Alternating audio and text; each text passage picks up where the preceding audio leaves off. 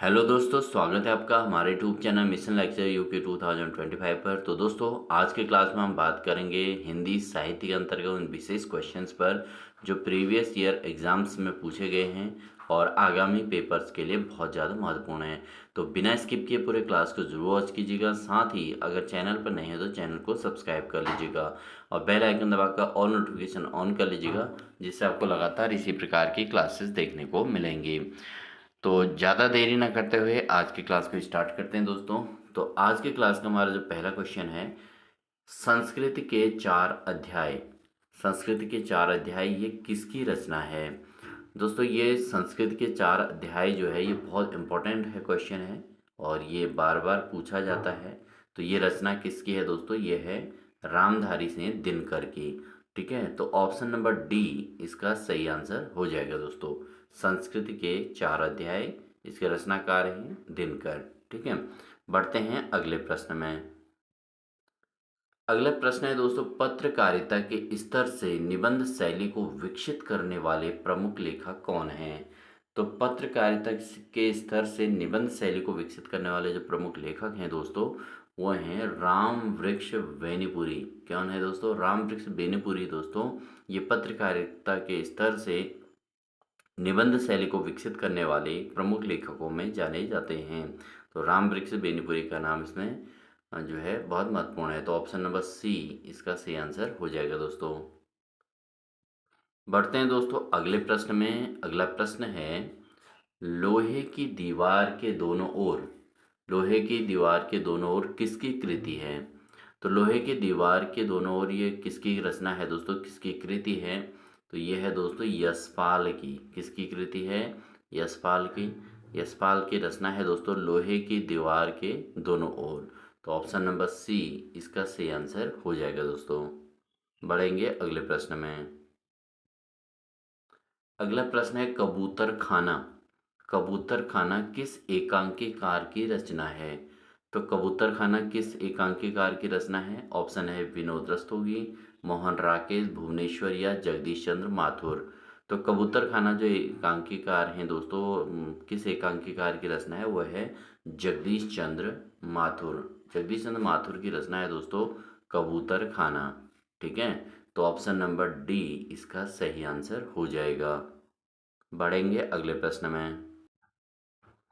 अगला प्रश्न है दोस्तों, उधन उधोनम मन नाही 10 20, एक हुतों सो गयो श्याम संग ओ आराधे ईश। तो उधोन मन नाही 10 20, एक हुतों सो गयो श्याम संग को आराधे ईश, इन पंक्तियों के रचनाकार कौन हैं? तो ऑप्शन है मीरा, नंददास, सूरदास या रसखान।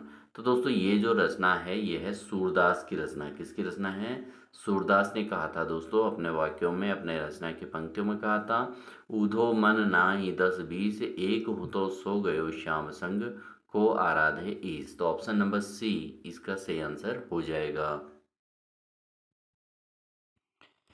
अगला प्रश्न है, तोड़ने ही होंगे मठ और गढ़ सब, किसकी पंक्ति है?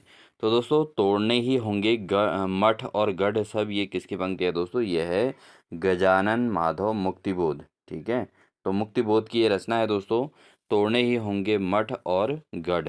ये पंक्तियां जो हैं मुक्तिबोध की हैं। बढ़ते हैं अगले प्रश्न में। अगला प्रश्न है, ईश्वर निसंतान चाहे रखे पर ऐसी संतान न दे, नमक का दरोगा में यह कथन किसका है? तो दोस्तों नमक का दरोगा जो रचना है, ठीक है, मुंशी प्रेमचंद की, तो इसमें जो है ईश्वर निसंतान चाहे रखे पर ऐसी संतान न दे, ये किसका कथन है? ये है मुंशी प्रेमचंद का ही कथन है। ठीक है, तो मुंशी जी का ही ये कथन है दोस्तों। मुंशी प्रेमचंद नहीं, ये जो है मुंशी जी जो उसमें नमक के दरोगा में जो मुंशी हैं दोस्तों, उनका ये कथन है कि ईश्वर निसंतान रखे पर ऐसी संतान ना दे बिगड़ी हुई। ठीक है दोस्तों, बढ़ते हैं अगले प्रश्न में। अगला प्रश्न है, निम्नलिखित में से कौन भरत मुनि के रस सूत्र का एक व्याख्याकार नहीं है? तो भरत मुनि के रस सूत्र का व्याख्याकार कौन नहीं है दोस्तों? ऑप्शन है भट्टलोलट, क्षेमेंद्र, शंकुक या अभिनव गुप्त। तो अगर हम बात करें भरत मुनि के रस सूत्र का व्याख्याकार कौन नहीं है, तो इसमें से भट्टलोलट भी हैं ही, और शंकुक भी है, अभिनव गुप्त भी हैं। तो क्षेमेंद्र दोस्तों जो है यहाँ पर भरत मुनि के रस सूत्र के व्याख्याकार नहीं हैं। तो ऑप्शन नंबर बी इसका सही आंसर हो जाएगा। बढ़ेंगे दोस्तों अगले प्रश्न में। अगला प्रश्न है दोस्तों, काव्य संप्रदायों का सही विकास क्रम क्या होगा? तो दोस्तों जो काव्य संप्रदाय हैं उसके अंतर्गत जो रसों का इनका जो है किस प्रकार से विकास क्रम रहा है, तो अगर हम बात करें तो सबसे पहले जो है इसमें विकास जो है रस, ठीक है, रस के बाद फिर क्या है अलंकार, फिर रीति, ठीक है, फिर रही वक्रोक्ति, फिर ध्वनि, फिर औचित्य। तो इस प्रकार से जो है काव्य संप्रदायों के अंतर्गत ये विकास का सही क्रम रहा है। ठीक है दोस्तों, रस, अलंकार, रीति, वक्रोक्ति, ध्वनि और औचित्य। तो ऑप्शन नंबर बी इसका सही आंसर हो जाएगा। ठीक है दोस्तों, इसको आप जरूर नोट कर लीजिएगा, ये सीक्वेंस को जरूर नोट करिएगा, किसी ई सीक्वेंस के संबंधित क्वेश्चन पूछे जाते हैं। कभी कभी 3 को भी ऑप्शन में देता है, इसमें 6 दे रखे हैं, तो एक अच्छी मतलब नोट्स आप इसको कर लीजिएगा, ठीक है, नोटबुक में। बढ़ते हैं अगले प्रश्न में। अगला प्रश्न है दोस्तों, काव्यालंकार संग्रह के रचनाकार कौन हैं? तो ये बहुत इंपॉर्टेंट है, काव्यालंकार संग्रह के रचनाकार कौन हैं, इसको इम्पोर्टेंट की श्रेणी में रखेंगे दोस्तों। तो ऑप्शन है उद्भट या भामह या दंडी या वामन। तो दोस्तों काव्यालंकार संग्रह के जो रचनाकार हैं वह हैं उद्भट। कौन है दोस्तों? उद्भट हैं। ठीक है, ऑप्शन नंबर ए इसका सही आंसर हो जाएगा, इसको आप नोट कर लीजिएगा। बढ़ते हैं अगले प्रश्न में। अगला प्रश्न है हमारे पास, बिहारी सतसई पर फिरंगे सतसई नाम से फारसी भाषा में एक टीका लिखी गई, जिसके टीकाकार कौन हैं? तो दोस्तों जो बिहारी सतसई है इस पर जो है फिरंगे सतसई नाम की जो फारसी भाषा में एक टीका लिखी गई थी, इसके टीकाकार कौन हैं? वह हैं आनंदी लाल शर्मा। कौन है दोस्तों? आनंदी लाल शर्मा ने दोस्तों फिरंगे सतसई पर फारसी भाषा में एक टीका लिखी थी, और ये जो है आनंदी लाल शर्मा के द्वारा लिखी गई थी। तो इसके टीकाकार कौन हुए? आनंदी लाल शर्मा। ठीक है, तो ऑप्शन नंबर बी इसका सही आंसर हो जाएगा। बढ़ते हैं अगले प्रश्न में, काशी नागरी प्रचारिणी सभा की स्थापना कब हुई थी? तो काशी नागरी प्रचारिणी सभा की जो स्थापना हुई थी दोस्तों, वो हुई थी 1893 में, 1893 में दोस्तों काशी नागरी प्रचारिणी सभा की स्थापना की गई थी। तो ऑप्शन नंबर बी इसका सही आंसर हो जाएगा। ठीक है, बढ़ेंगे अगले प्रश्न में। अगला प्रश्न है दोस्तों, भरत चरण सिरु नाई तुरित गयउ कपि राम पही कही कुशल सब जाय हरसि चलेउ प्रभु जान चढ़ी। पंक्तियां किस कांड से संबंधित हैं? तो भरत चरण सिरु नाई तुरित गयउ कपि राम पही कही कुशल सब जाय हरसि चलेउ प्रभु जान चढ़ी। ये पंक्तियां किस कांड से संबंधित हैं दोस्तों? ये हैं दोस्तों उत्तर कांड से संबंधित। किससे संबंधित हैं? उत्तर कांड से। ठीक है, तो ऑप्शन नंबर बी इसका सही आंसर हो जाएगा दोस्तों। बढ़ेंगे दोस्तों अगले प्रश्न में। अगला प्रश्न है, द्विवेदी युग के सर्वश्रेष्ठ प्रगीतकार माने जाते हैं। तो द्विवेदी युग में सर्वश्रेष्ठ प्रगीतकार के रूप में किन्हें जाना जाता है दोस्तों? ये हैं मुकुटधर पांडेय। कौन है दोस्तों? मुकुटधर पांडेय को दोस्तों द्विवेदी युग के सर्वश्रेष्ठ प्रगीतकार के रूप में जाना जाता है। तो ऑप्शन नंबर सी इसका सही आंसर हो जाएगा। बढ़ते हैं दोस्तों अगले प्रश्न में। अगला प्रश्न है, आचार्य हजारी प्रसाद द्विवेदी ने अपभ्रंश को क्या कहा है? तो अपभ्रंश को आचार्य हजारी प्रसाद द्विवेदी ने क्या नाम दिया है दोस्तों? इन्होंने इसका नाम दिया है पुरानी हिंदी। किस नाम से दिया है? पुरानी हिंदी। तो अपभ्रंश को आचार्य हजारी प्रसाद द्विवेदी ने कहा है पुरानी हिंदी, क्योंकि हिंदी का अपभ्रंश जब हुआ था तो ये जो है उसको पुरानी हिंदी के रूप में इन्होंने कहा था। ठीक है, तो ऑप्शन नंबर ए इसका सही आंसर हो जाएगा। बढ़ते हैं दोस्तों अगले प्रश्न में। 10वीं से 14वीं शताब्दी के साहित्य को किस विद्वान ने आदिकाल के अंतर्गत रखा है? तो 10वीं से 14वीं शताब्दी के साहित्य को किस विद्वान ने आदिकाल के अंतर्गत रखा है दोस्तों? वो रखा है हजारी प्रसाद द्विवेदी ने। किसने? हजारी प्रसाद द्विवेदी ने दोस्तों 10वीं से 14वीं शताब्दी के साहित्य को जो है आदिकाल के अंतर्गत इन्होंने इसको माना है। तो ऑप्शन नंबर डी इसका सही आंसर हो जाएगा। बढ़ेंगे दोस्तों अगले प्रश्न में। अगला प्रश्न है, आचार्य रामचंद्र शुक्ल किस काव्य संप्रदाय के समर्थक थे? तो आचार्य रामचंद्र शुक्ल जो है कौन से काव्य संप्रदाय का इन्होंने समर्थन किया था दोस्तों? इन्होंने किया था रस। किसका समर्थन किया था? इन्होंने जो है काव्य के अंतर्गत जो है रस काव्य संप्रदाय का इन्होंने समर्थन किया था। तो ऑप्शन नंबर सी इसका सही आंसर हो जाएगा दोस्तों। अगला प्रश्न है दोस्तों, बौद्ध गान ओ दोहा का संपादन किसने किया है? तो बौद्ध गान ओ दोहा का संपादन किसके द्वारा किया गया है? तो दोस्तों ये किया गया है हर प्रसाद शास्त्री के द्वारा। किसके द्वारा? हर प्रसाद शास्त्री ने दोस्तों बौद्ध गान ओ दोहा का संपादन किया था। बौद्ध गान ओ दोहा का संपादन जो किया था, ये किया था हर प्रसाद शास्त्री ने। तो ऑप्शन नंबर डी इसका बिल्कुल सही आंसर हो जाएगा दोस्तों। बढ़ेंगे दोस्तों अगले प्रश्न में। प्रश्न है दोस्तों, अज्ञेय की लंबी कविता असाध्य वीणा उनके किस काव्य संग्रह में संकलित है? तो अज्ञेय की जो लंबी कविता है दोस्तों असाध्य वीणा के नाम से, और किस काव्य संग्रह के अंतर्गत संकलित है दोस्तों? यह है दोस्तों आंगन के पार द्वार। किसके किसके अंतर्गत है? आंगन के पार द्वार।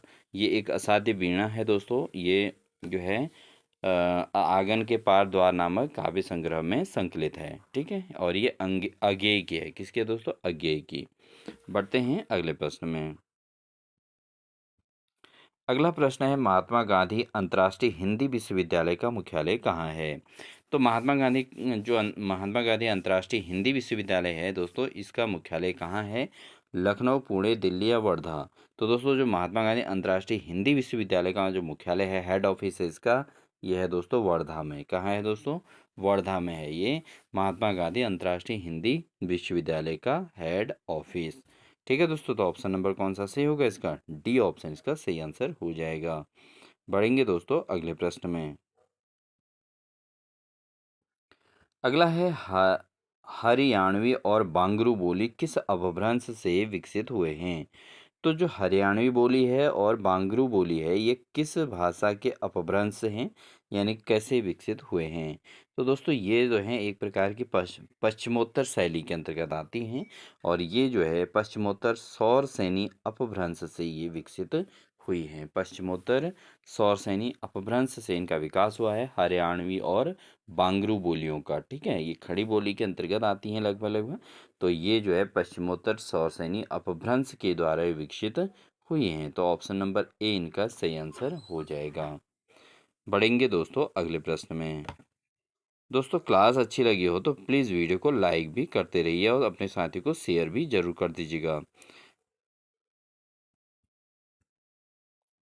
अगला प्रश्न है, मगही किस उपभाषा की बोली है? तो मगही जो है किस उपभाषा की बोली है दोस्तों? ऑप्शन है राजस्थानी, पश्चिमी हिंदी, पूर्वी हिंदी या बिहारी? तो मगही जो है दोस्तों यह है बिहारी की। ठीक है, मगही जो है बिहारी उपभाषा की बोली है। तो ऑप्शन नंबर डी इसका सही आंसर हो जाएगा। बढ़ते हैं दोस्तों अगले प्रश्न में। अगला प्रश्न है दोस्तों, भारोपीय परिवार की भाषा नहीं है पूछा गया है। तो इसमें से कौन सी भाषा भारोपीय परिवार की नहीं है, ये पूछा गया है। तो ऑप्शन है केल्टिक या इतालिक या जर्मनिक या सियोयन। तो इनमें से कौन सी जो है भारोपीय भाषा की नहीं है? तो अगर हम बात करें, केल्टिक जो है ये दोस्तों भारोपीय परिवार की है, इतालिक भी भारोपीय परिवार की है, जर्मनिक भी भारोपीय परिवार के अंतर्गत आती है, लेकिन सियोयन जो है दोस्तों ये जो है भारोपीय परिवार की भाषा नहीं है। तो ऑप्शन नंबर डी इसका सही आंसर हो जाएगा। बढ़ते हैं दोस्तों अगले प्रश्न में। अगला प्रश्न है, किस छंद के विषम चरणों में 11 और सम चरणों में 13 मात्राएं होती हैं?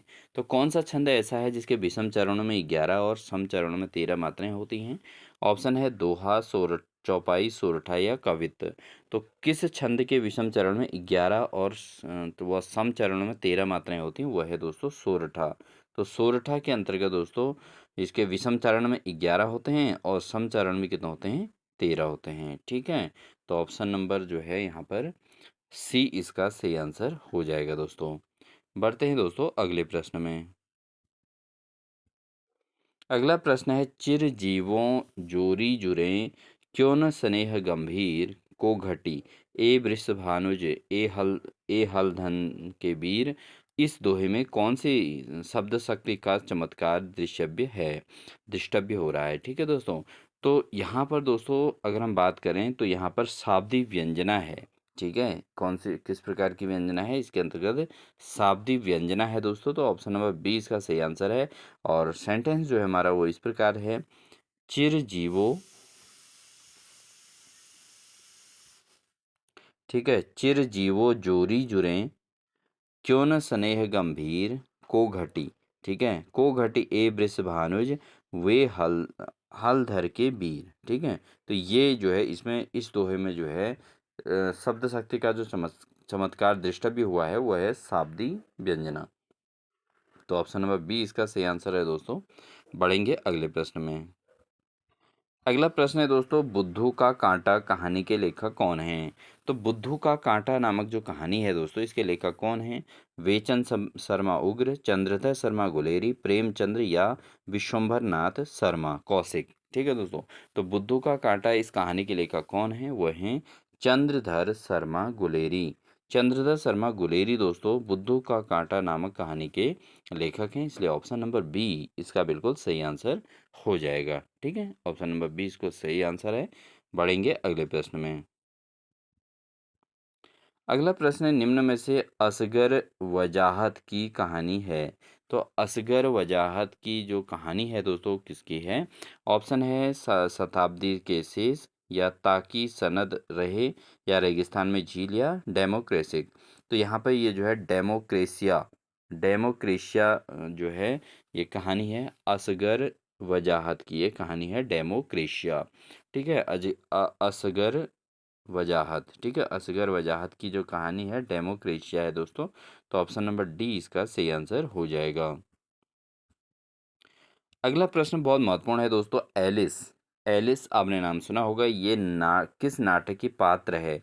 तो इम्पोर्टेंट क्वेश्चन है और ये प्रीवियस पेपरों में बहुत बार पूछा गया है। तो एलिस जो है किस नाटक की पात्र है दोस्तों, ये है चंद्रगुप्त वाले नाटक की। चंद्रगुप्त नामक जो नाटक है दोस्तों, इसकी पात्र है दोस्तों एलिस। ठीक है, तो ऑप्शन नंबर सी इसका सही आंसर हो जाएगा।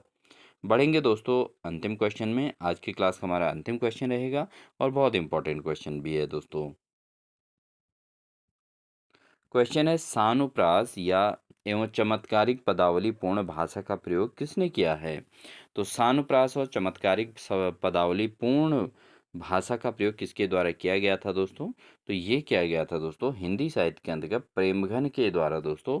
प्रेमघन ने दोस्तों सानुप्रास एवं चमत्कारिक शब्दावली जो है चमत्कारिक पदावली पूर्ण भाषा का प्रयोग किया था। तो ऑप्शन नंबर सी इसका सही आंसर हो जाएगा।